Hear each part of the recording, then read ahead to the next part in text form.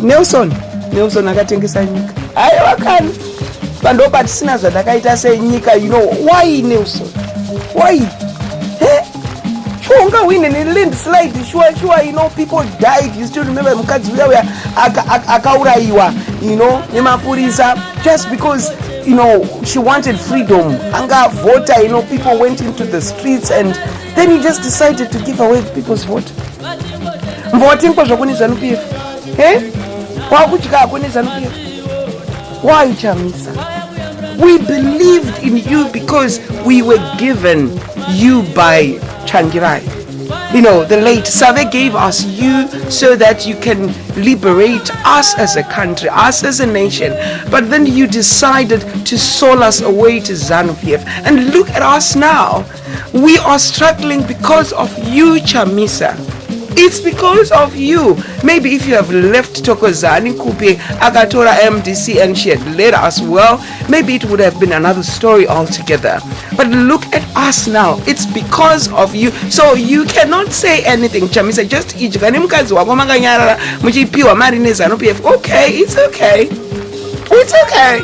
Ndoso wasarudza kutori nevarume vanotengesa uzondozonona Mwari brain dzamakandipada dzamakapa Chamisa, then Chamisa akauya akachinja ngekuti mukadzi achigara kuEurope. It was much better, because imagine if you had my brains, you would have thought of the masses. Kuti please wait. Uri wakauya wakaita Magi kuno kana wakaita kana, you know, any girl kana Cecilia kana Shedia, you should have been you uri kuno. But look at you, uri kuchika nemusangano. And vachangirai vakangoita mistake hombe pavakadanana naElizabeth. Elizabeth was just a decoy yemusangano. Elizabeth was sent by ZANU-PF to poison vachangirai pavakasangana mundege paya, and then poison iyoyo ndo yakatanga kudya vachangirai. Vakauraiwa naElizabeth. Elizabeth is a ZANU-PF. We know that. That same poison ndo yakauraya parents Shiri akauraiwa naMnangagwa. We all know that. Mnangagwa is the one who killed Joyce Mjuru's husband. We all know that. You know. And now we are struggling kuti toisa hope yedu panani. Nyika yakutomirira ini kuti ndidzoke. Nyika yatomirira kuti alright, omwe nyika ndo yega ingatotisimudzira ingato, you know, ndakutosiya ukadzi wandikurarama kuno pane mboro yacho. Ndichaiziya kuti mboro yacho ndakaidya yakazoenda kupinda kaimama ikaenda ichawani kweri mboro yacho. Ndodzoka munyika ndisina mboro naimazika ndoita zvekudii nepamusaka pako ndiwe honzi konzi. Kumasvingo anoti chireshe ndo chireshe ichi kana makatarisa senyika. If you are looking for a chireshe, this is a typical definition of a chireshe. We are disappointed in you, Chamisa. You sold us away. We are going to report you to ancestors. Could you please how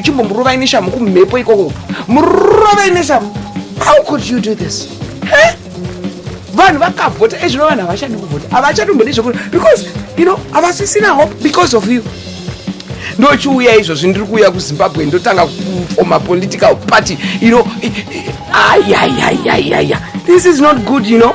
This is not good. I'm so disappointed in you. When I look at you, I thought you went to school to study law, to become a lawyer, to become a legal activist who changes the course of history. But no, you are just dumb. You know, I don't want to talk about your dirty laundry, because this is not about your dirty laundry. But you know, I know you now. You know, I know you. Ndozi. If I mention the Zaraguti Ndozi, Erasmus. Yeah. If I just mention, you know, now you know I know you. Yeah. Yeah, because this is not about your dirty laundry. But I know you, Chamisa.